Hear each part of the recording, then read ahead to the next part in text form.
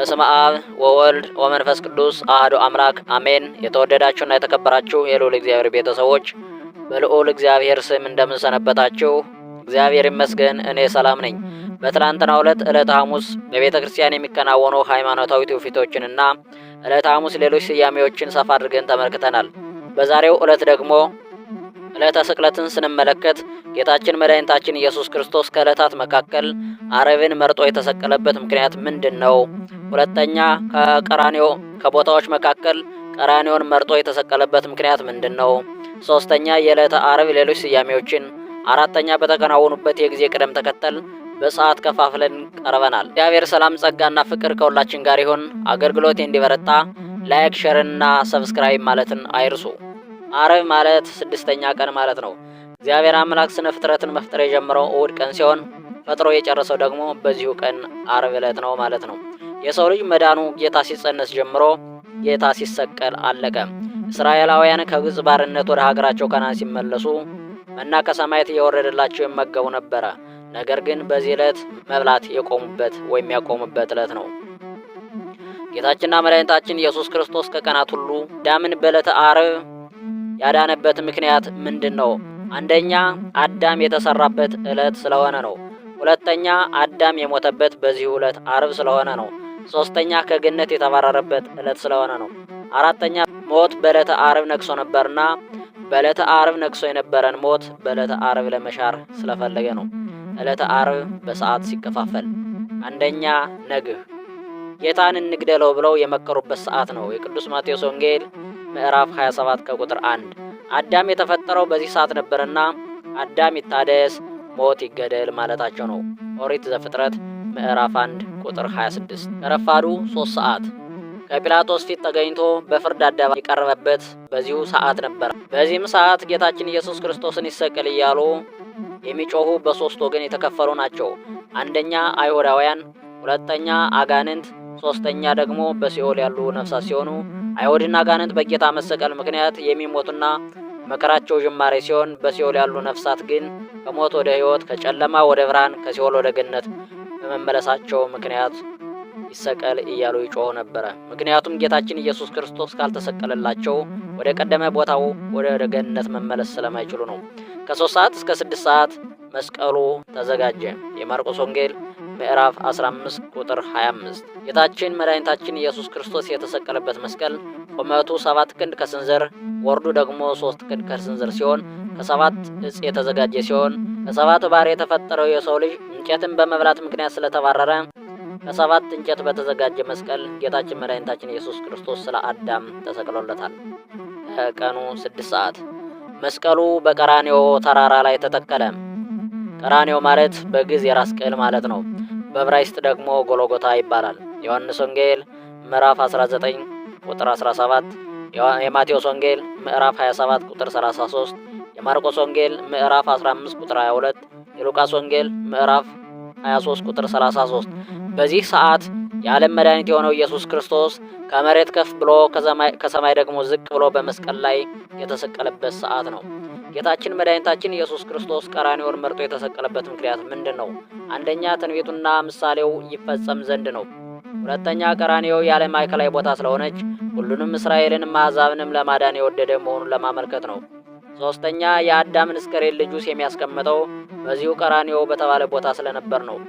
አምስተኛ አዳምን ያሳተው የእባብ ጭንቅላት የተቀበረበት በዚህ ቦታ ስለሆነ ነው። ሔዋን በ5ቱ የሰውነት ክፍሎች ኃጢአትን ወደዚያ ለማስገብታ ጌታችን መድኃኒታችን ኢየሱስ ክርስቶስ በ5ቱ ቅንዋት ተቸነከረ። በ5ቱ ቅንዋት በሳዶር፣ አላዶር፣ ዳናት፣ አዴራ በ5ቱ ቅንዋት ተቸንክሮ ልጅነትን፣ ሰማያዊ ርስትን፣ ክህነትን፣ ስርየተ ኃጢአትንና መንግስትን ወይም ስልጣንን ሰጠ። ጌታችን መድኃኒታችን ኢየሱስ ክርስቶስ የተሰቀለበት ምክንያት ትንቢቱና ምሳሌ ይፈጸም ዘንድ ነው። ትንቢቱ ይሁዳ ጌታውን እንደሚሸጥ፣ እናቱን እንደሚያገባ፣ አባቱን እንደሚሰልብ ትንቢት ተነግሮበታል። ምሳሌው መዝሙር 77 ቁጥር 19 ላይ እስራኤላውያን ከግብፅ ወደ ከነዓን ሲወጡ ጌታ መና ከሰማይ እያወረደ ይመግባቸዋል፣ ውሃም ከጭንጫ እያወጣ ያጠጣቸዋል። ቆላተ ዮሳፍት ከሚባል ቦታ ከወትሮው አብዝቶ ሰጣቸው። እነርሱም ደጋውን ነው እንጂ ከዚህ ላይ እንዴት ውሃ ሊፈልቅ ይችላል በማለት የእግዚአብሔርን ሥራ አቃለሉ። በጌታ የተላከው እባብ የበሉትንና የጠጡትን ጎናቸውን እየቀደደ አውጥቶ ገደላቸውም። ሙሴ ወደ ጌታ ቢያመለክት ብረት አርዌ ሰርተህ እባቡን ቀጥቅጠህ ተራዳ ላይ ስቀለው አለው። ይህም ሆኗል። እባቡ የዲያብሎስ ምሳሌ፣ ተራራው የቀራኔው ምሳሌ፣ ተራዳው የመስቀል ምሳሌ፣ ብረቱ የጌታ ምሳሌ፣ ቁስሎ የኃጢአት ምሳሌ፣ በረሃው የሲኦል ምሳሌ፣ አይተው የዳኑ የሐዋርያት ምሳሌ፣ አይተው ያልዳኑ ደግሞ የአሕዛብ ምሳሌ ነው። ጌታችንና መድኃኒታችን ኢየሱስ ክርስቶስ በመስቀል ላይ ተሰቅሎ የተናገራቸው 7 ንግግሮች። አንደኛ፣ እውነት እልሃለሁ ዛሬ በገነት ከኔ ጋር ትሆናለህ። የሉቃስ ወንጌል ምዕራፍ 23 ከቁጥር 43። ሁለተኛ፣ አባት ሆይ የሚያደርጉትን አያውቁምና ይቅር በላቸው።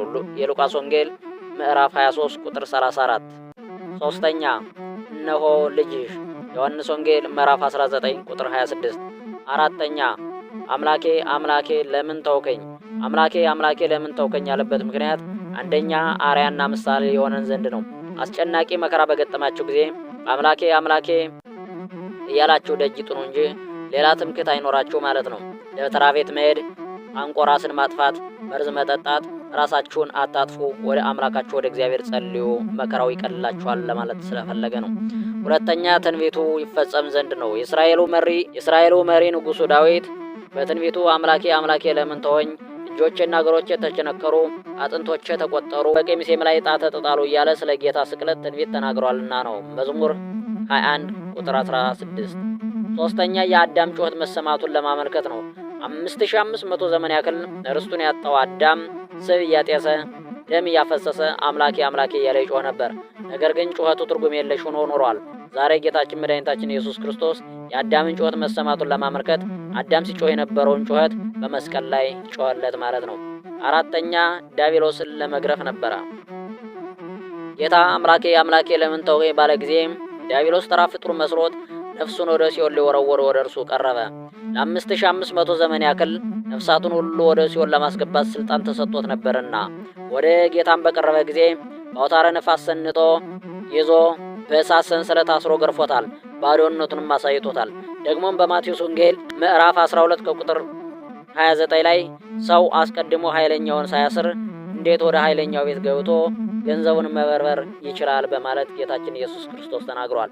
ሰው ማለት ወልደ እጓለ እመሕያው ወይም የሰው ልጅ ክርስቶስ ሲሆን ኃይለኛ የተባለው ዲያብሎስ፣ ገንዘብ የተባሉ በሲኦል ያሉ ነፍሳት፣ ቤት የተባለ ደግሞ ሲኦል ተብሎ ይተረጎማል ማለት ነው። አምስተኛ ተጠማው። ዮሐንስ ወንጌል ምዕራፍ 19 ቁጥር 28። ስድስተኛ ተፈጸመ። ዮሐንስ ወንጌል ምዕራፍ 19 ቁጥር 30። በነቢያት የተነገረው ቃል ሁሉ ተፈጸመ። ሰባተኛ አባት ሆይ ነፍሴን በእጅህ አደራ ሰጣለሁ። የሉቃስ ወንጌል ምዕራፍ 23 ቁጥር 46። ከቀኑ 9 ሰዓት ቅድስት ነፍሱ ከክብር ስጋው የተለየችበት ሰዓት ነው። የማቴዎስ ወንጌል ምዕራፍ 27 ቁጥር 50። ነፍሱ በሲኦል ለ33 ሰዓት ያክል ወንጌልን ሰብካለች። ነፍሱ ከስጋው በተለየች ጊዜ ለንጊኖስ የተባለው ሐዋርያዊ ሰው የጌታን ቀኝ ጎን በጦር ወጋው፣ ከጎኑም ውሃና ደም ፈሰሰ። ዮሐንስ ወንጌል ምዕራፍ 19 ቁጥር 34። ውሃው ለጥምቀት ሲያገለግለን ደሙ ደግሞ ለመጠጥ ያገለግለናል ማለት ነው። ከጎኑ የፈሰሰውን ደም ተቀብሎ ለዓለም የረጨው ቅዱስ መልአክ ቅዱስ ዑራኤል ነው። በዚህ ጊዜ በሰማይ 3 በመሬት 4 በአጠቃላይ 7 ታምራት ታይተዋል።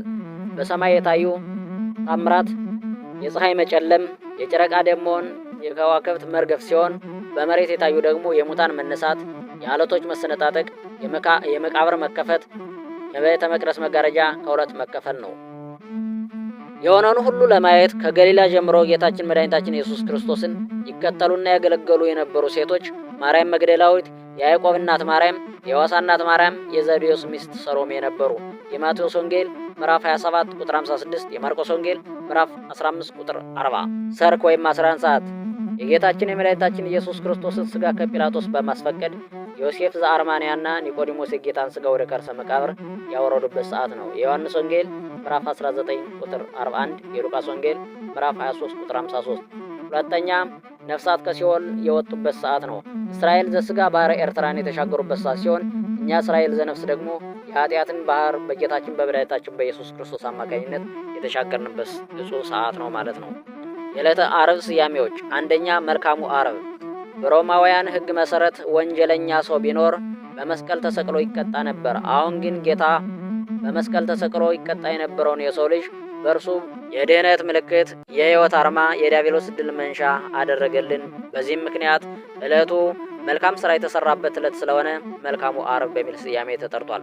ሁለተኛ ስቅለተ ዓርብ እንዳየነው ጌታችንና መድኃኒታችን ኢየሱስ ክርስቶስ ከሰማይ ዝቅ ከመሬት ከፍ ብሎ የተሰቀለበት በዚህ ዕለት ስለሆነ ስቅለተ ዓርብ ተብሏል ማለት ነው። ጌታችን ኢየሱስ ክርስቶስን የሰቀሉት እነማን ናቸው? ያለምን መድኃኒት የሰቀሉት 8ቱ ማኅበራት በአንድ ላይ በመሆን ነው።